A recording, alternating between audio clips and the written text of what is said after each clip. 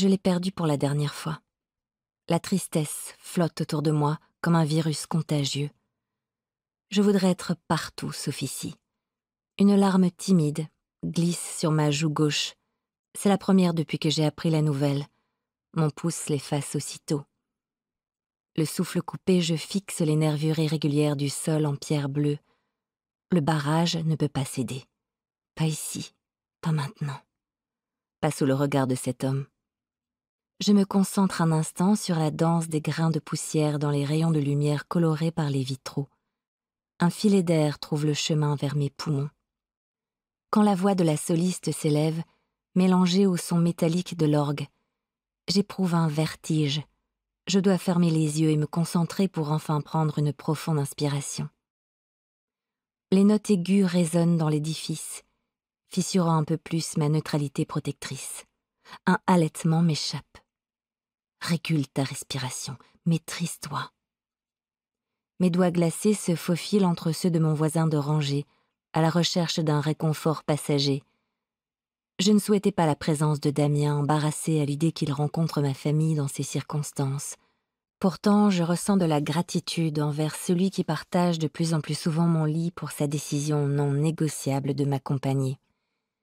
Il se révèle être un rempart rassurant. Je ne vais pas y arriver. Quelques rangs devant nous, mon frère Pierrot se console contre sa femme. Je n'ai pas pu m'asseoir près d'eux. Trop près du cercueil, de l'autel, de cet immense crucifix. Je n'ai pas pu m'asseoir aussi près de la réalité, au risque que mes jambes ne puissent me porter. Damien a beau être secouriste, je préfère éviter un évanouissement. Surtout, ne pas me faire remarquer. Les mots ouatés de la prière lus par le prêtre n'atteignent pas mes oreilles. Je refuse de voir le corps de Pierrot pris de soubresauts. Je suis ailleurs. Certains appelleraient cet ailleurs le déni. Le cantique prend fin et le silence s'impose quelques secondes. Des secondes suffisantes pour retendre un masque sur mes traits froissés. Un masque qui se veut digne. Ne pleure pas, M. La tête tournée vers la droite, je ressens la brûlure de ses yeux perçants dans ma nuque. Il m'observe, c'est certain.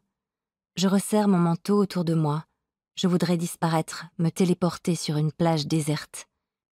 N'est-ce pas hypocrite de me trouver dans cette église alors que ni ma mère ni mon père ne nous ont jamais emmenés à la messe, alors que ma mère, bien que baptisée et pratiquante dans sa jeunesse, ne croyait plus en Dieu depuis longtemps. Devant le cimetière, Pierrot m'enveloppe de ses bras et ouvre en moi un insupportable déchirement. Nier ma douleur est plus facile que nier celle de mon frère. Incapable de parler, je réponds à son étreinte, puis me dégage et le fixe d'un air entendu. Il hoche la tête. Pas besoin de mots entre nous. Il sait que je compte éviter la réception prévue chez notre tante. Qui a envie de se goinfrer de tarte à la fraise après avoir enterré sa mère? Je n'ai aucune intention de faire bonne figure plus longtemps. Pierrot sera notre ambassadeur. Il a davantage de courage, davantage de batterie sociale aussi. Je presse sa main pour me recharger un peu de son amour. Merci, petit frère.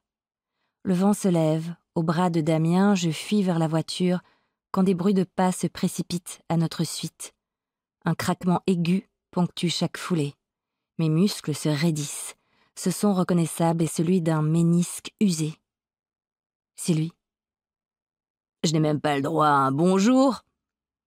La voix forte a tonné dans mon dos. Je serre plus fort le bras de Damien et presse le pas. À cet instant, je voudrais qu'il soit sourd ou impoli, mais il n'est ni l'un ni l'autre et me freine. Je n'ai pas à faire l'effort de me retourner.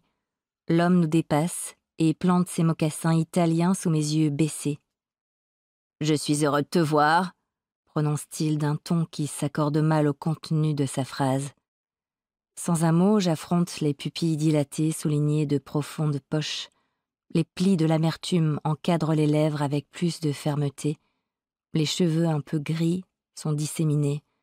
Le nez long et recourbé, associé au menton étroit, dessine toujours un profil de rapace. Mon père n'a pas changé.